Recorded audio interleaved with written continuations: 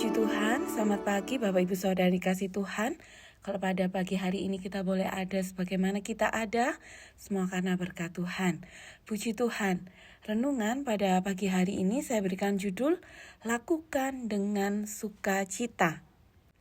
Lukas pasal yang ke-10 ayat yang ke-38, ketika Yesus dan murid-muridnya dalam perjalanan, tibalah ia di sebuah kampung. Seorang perempuan yang bernama Marta menerima dia di rumahnya. Bapak Ibu Saudara, Marta menerima Yesus di rumahnya. Menerima berarti dia membukakan pintu, mempersilahkan masuk. Bahkan Alkitab mencatat Marta ini sibuk sekali melayani. Dia berusaha memberikan yang terbaik bagi Yesus. Marta melakukan segala sesuatu dengan baik, tetapi keadaan berubah ketika ia melihat kepada Maria saudaranya. Maria hanya duduk dekat di kaki Tuhan dan mendengarkan perkataan Tuhan.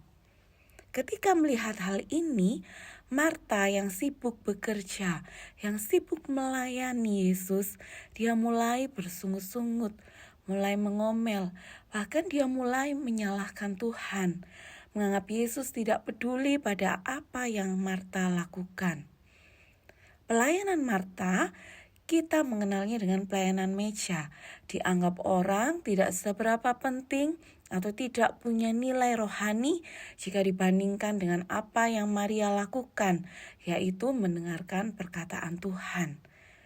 Bapak Ibu Saudara yang dikasihi Tuhan, baik Marta maupun Maria sama-sama memiliki fokus ke arah Yesus, dan kedua-duanya punya kesibukan yang sama, yaitu mengarahkan kehidupannya kepada Kristus. Tetapi apa yang Yesus katakan?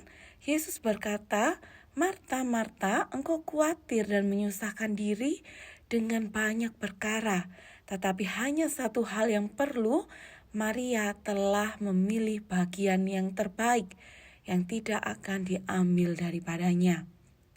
Pada pagi hari ini, kita akan belajar mengapa Yesus berkata bahwa Maria telah memilih bagian yang terbaik.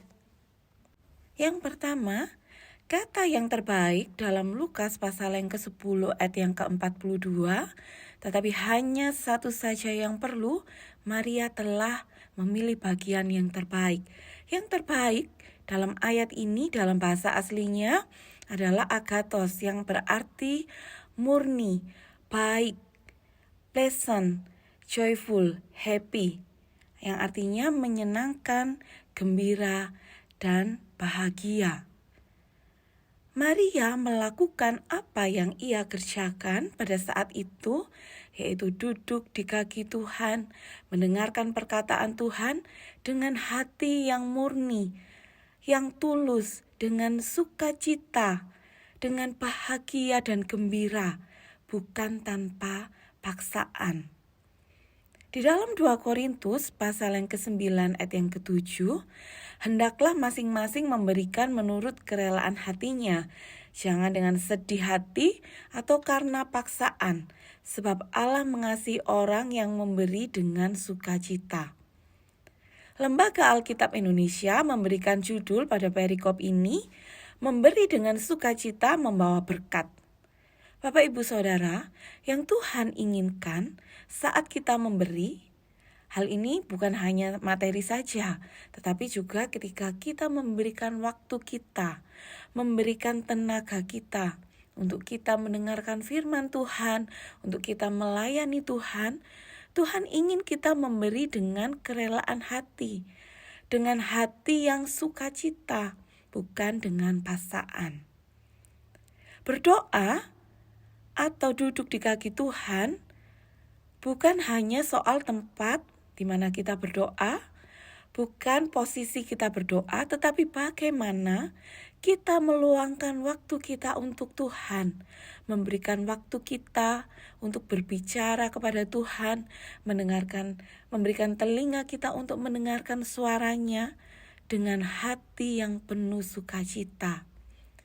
Kita berdoa, duduk di kaki Tuhan, bukan karena terpaksa, bukan hanya karena kewajiban Agama bukan hanya sekedar rutinitas, tetapi ketika kita berdoa, ketika kita melayani, kita melakukan hal itu dengan sukacita, maka doa-doa kita, pelayanan kita akan mendatangkan berkat. Hal yang kedua, di dalam Lukas pasal yang 10, ayat yang ke-41, tetapi Tuhan menjawabnya, Marta, Marta, engkau khawatir dan menyusahkan diri dengan banyak perkara.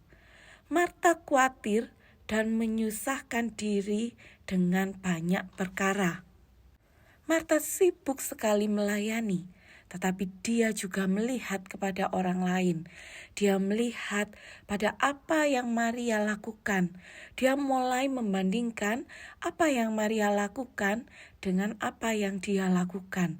Dia mulai merasa dia telah berbuat banyak, sedangkan Maria tidak berbuat apa-apa.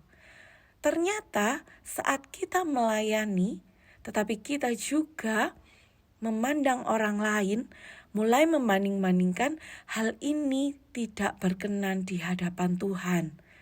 Yang Tuhan inginkan, kita mau fokus kepada apa yang kita kerjakan. Tidak perlu melihat kepada orang lain. Satu hal yang perlu kita ingat, kita bukan melayani sesuatu, tetapi kita melayani seorang pribadi. Kita melayani Yesus. Kita datang beribadah untuk bertemu dengan Yesus. Kita tidak perlu melihat orang lain. Kolose pasal yang ketiga ayat yang ke-23, apapun juga yang kamu perbuat, perbuatlah dengan segenap hatimu, seperti untuk Tuhan, bukan untuk manusia. Bapak, Ibu, Saudara yang dikasihi Tuhan, Tuhan mengingatkan, saat kita melakukan segala sesuatu, perbuatlah dengan segenap hati. Tuhan melihat bagaimana hati kita saat kita melakukan sesuatu. Tuhan melihat hati kita saat kita datang beribadah. Tuhan melihat hati kita saat kita melayani. Bukan soal seberapa banyak yang kita kerjakan, tetapi apakah kita melakukannya dengan sukacita, dengan bahagia. Marta tidak keliru karena dia melayani. Marta tidak keliru melakukan pelayanan meja. Tetapi dia salah, dia keliru karena dia melupakan esensi penting dari tindakan yang dia lakukan, yaitu hati yang bersukacita, hati yang tulus. Sedangkan Maria, dia duduk diam di kaki Tuhan dengan hati yang sukacita, dengan hati yang gembira, dia mendengarkan firman. Maria telah memilih bagian yang terbaik, karena dia melakukannya dengan penuh sukacita, dengan penuh bahagia, karena kasihnya yang tulus kepada Tuhan. Yang Tuhan mau, kita pun mengambil bagian yang terbaik.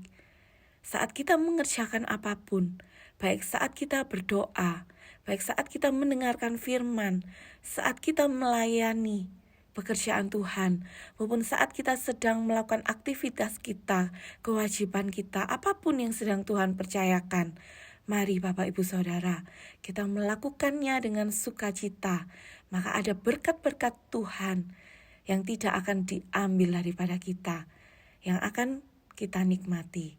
Puji Tuhan, mari kita berdoa. Terima kasih Tuhan, kami mau belajar untuk melakukan segala sesuatu dengan dasar kasih. Kami mau melakukan segala sesuatu dengan sukacita, dengan gembira, supaya semua yang kami lakukan berkenan di hadapan-Mu, menyenangkan hati Tuhan, dan berkat-berkat Tuhan boleh kami rasakan dalam kehidupan kami. Terima kasih Tuhan, di dalam nama Tuhan Yesus kami berdoa dan mengucap syukur. Haleluya, amin. Hidupku ada di tangan-Mu, Kau beri rancangan yang terindah.